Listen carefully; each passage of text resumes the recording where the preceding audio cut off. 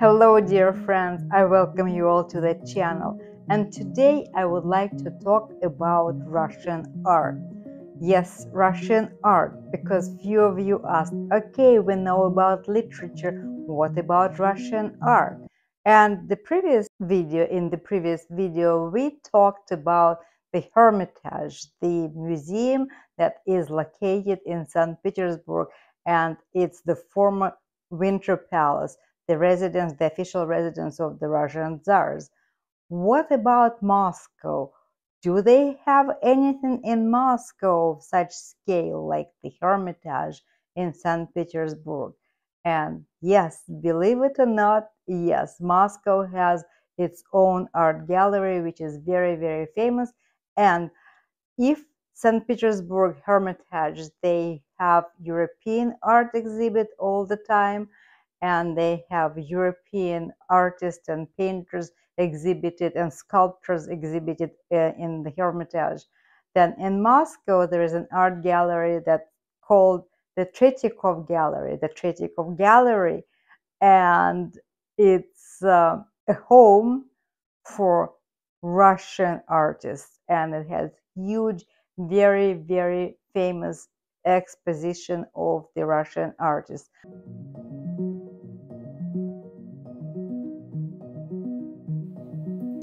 The State Tretyakov Gallery. The gallery's history starts in 1856 when the Muscovite merchant Pavel Mikhailovich Tretyakov acquired works by Russian artists of his day with the aim of creating a collection which might later grow into a museum of national art. In 1892, Tretyakov presented his already famous collection of approximately 2,000 works to Moscow and to the Russian nation.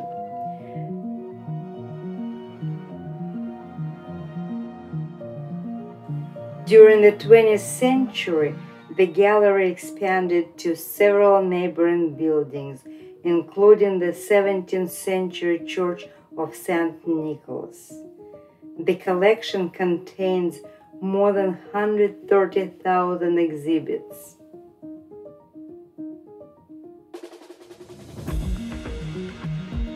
Administratively, the State Tretyakov Gallery organization also includes a gallery of contemporary art in another part of central Moscow and a number of other satellite galleries, including one in Kaliningrad in the extreme west of Russia and one in Vladivostok in the far east.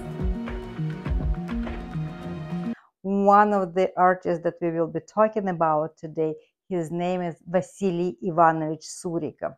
Why did I decide to talk about Surikov? Because Surikov is the artist who is famous by his historic pictures, and those pictures, they are huge, they are in size huge, and they're very prominent in the Russian art life, and they pretty much recognized all over the world. And if you don't know about those works, then it would be nice time to learn and see the beauty of that work.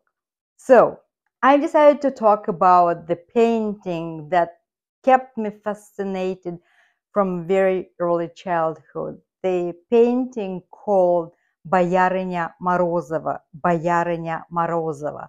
And look at this. It's a beautiful painting, and I'm going to show it to you for a huge full screen so you could just pause and see all the details that you can see on that picture, in that picture. Because, you know, when Surikov was working on that painting, he did a multitude of drawings. If we going to take a look at all the characters that are in that picture, you can find in those drawings the faces of those characters, because it's such a huge, big art, huge canvases, and also the event that is depicted in this picture is very prominent and pivotal in the history of Russia.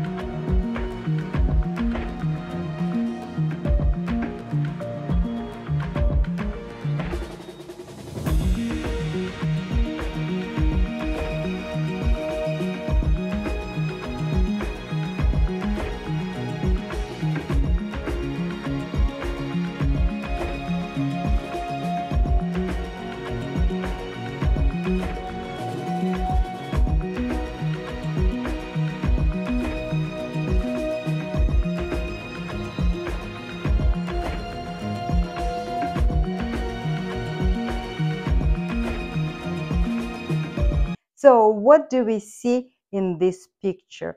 We see a woman who is actually chained and being taken somewhere in that sled, and look at her hand. She's holding it like this, and she's saying, here, that's what I am. I'm holding two fingers, and that is related to your religious beliefs. Okay, let's start from the very beginning. Boyarina Morozova. Boyarina, it's her title, and that is the aristocratic title in the beginning in the medieval Russia. Medieval Russia, they had their own aristocracy that were around the Tsar court, and they called boyare. And since there is no any linguistic correspondence around the Europe back then, that's why that word is just boyare. And boyare is the class of nobility, like princes, and then later in Russia, the European titles came, at least counts, they came there, and barons, and the title that you are more familiar with. But boyare is the first nobility title, and they ascend to the Russian Tsar's family back before the European influence or before the House of Romanovs came to power.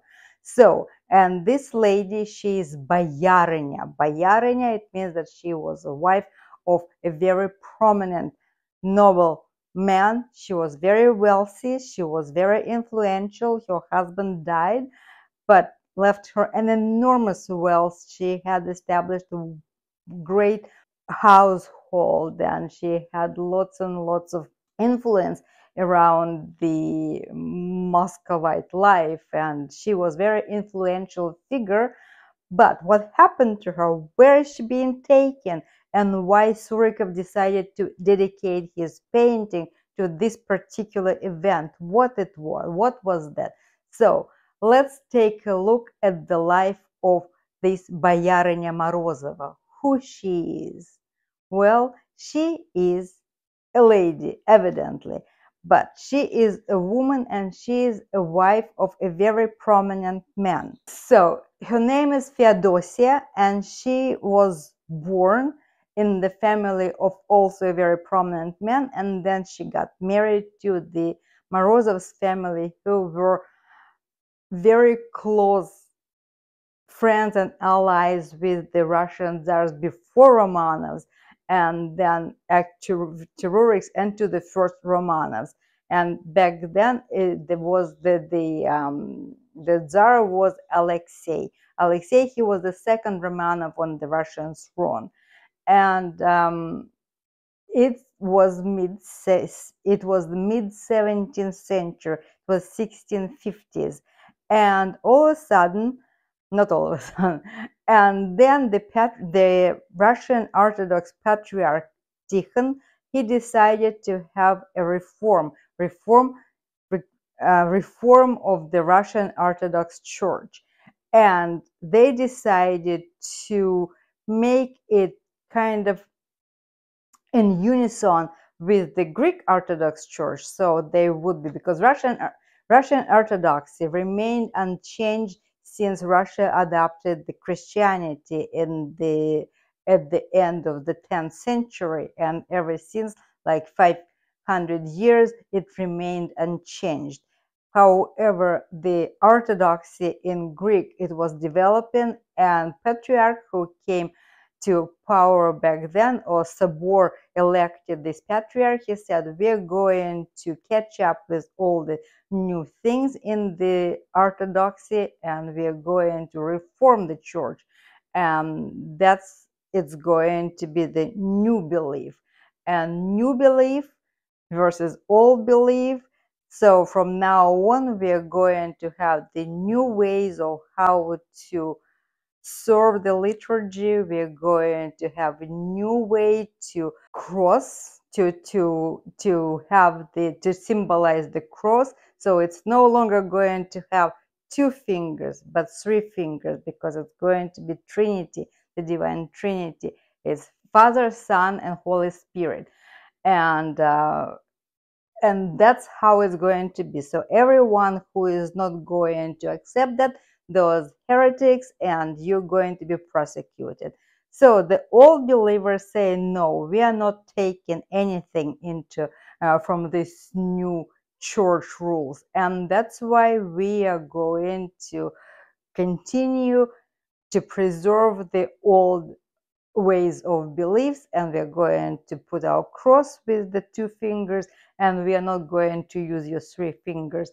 And that's why those old believers, they were so firm in their beliefs, they really didn't want to go to compromise their beliefs. Boyarina Morozova became one of them. She really was very, very firm, and she was saying that no, there is no way, we are going with this new way of practicing Christianity. And that's how the schisms of the Russian Orthodox Church began. And lots of old believers, Christians, left Russia. Some of them fled to the Siberian forest. Some of them fled abroad, where they started their own communities. And to these days, we can find the old believers in the United States communities, in Canada, and Russian Siberian cities. The Tsar Alexei, he actually supported this schism, or saying that, yes, we have to go this way, and now it's going to be the new way of practicing the Russian Orthodox traditions and all the liturgical things.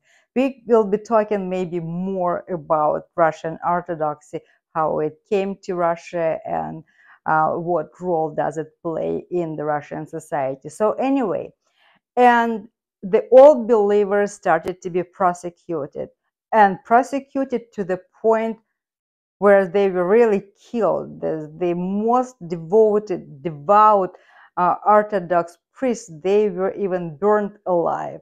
So here she is, this Morozova, Boyarina Feodosia Morozova, Boyarina Morozova, with all her influence. She was taken and she put into cuffs, actually chains, and taken through the Moscow. She was driven on this sled throughout the crowds, and people are looking in disbelief.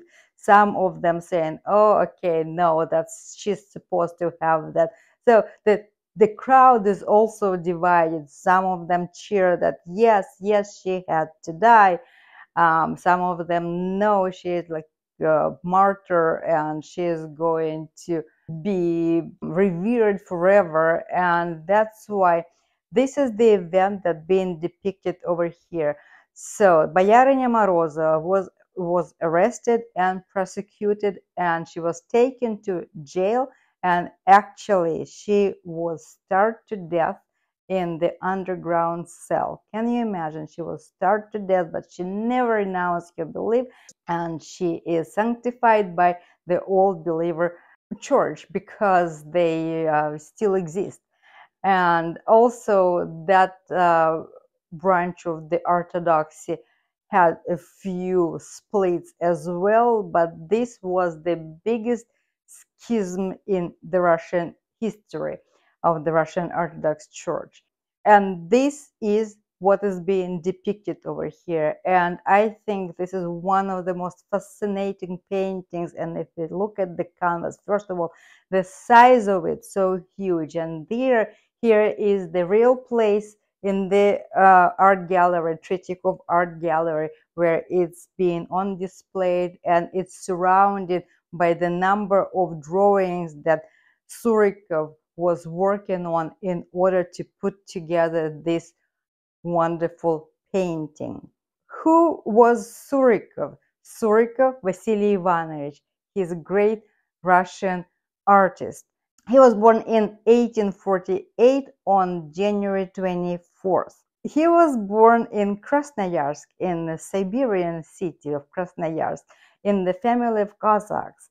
And as I mentioned, that majority of the old believers, they fled to Siberia because Russia is so huge. And if you go away from Moscow, and especially if you go to Krasnoyarsk to Siberia, it's about 4,000 kilometers from Moscow, and it's about, I don't know, 2,700 miles away from Moscow. And the century was 17, 18, etc. It's not that easy to travel.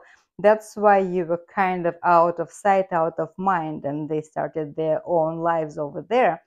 And Surikov grew up in Krasnoyarsk, and he saw those old believers, and he got very, very impressed. And the story of those people had great impact on Vasily growing up.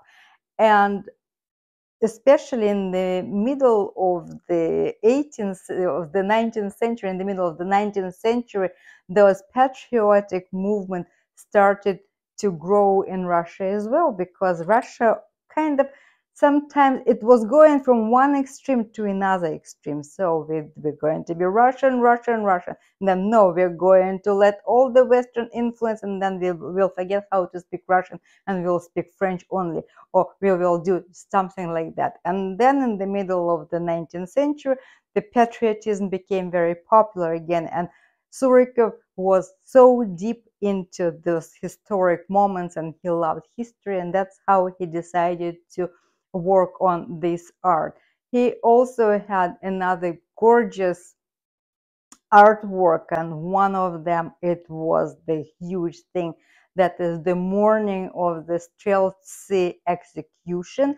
It was in the times of Peter the Great, when Peter came back from his European embassy, and those Streltsy, the Tsar's guards, saying, "How come we didn't have a Tsar for such a long time, and no one is ruling the country is falling apart, and the Tsar is traveling somewhere, so we need to appoint a new Tsar. And there was the real riot and uprising by the Streltsy, the special Tsar guard, and Peter the Great came back and said, "Hey, what's going on? I'm going to kill you all, behead you all." So he chopped the heads off. And again, Surikov, as he was very interested in the Russian history, he depicted this painting as well. And I'm showing this one to you. And another famous painting that is also on a large scale, showing how the Siberia was conquered.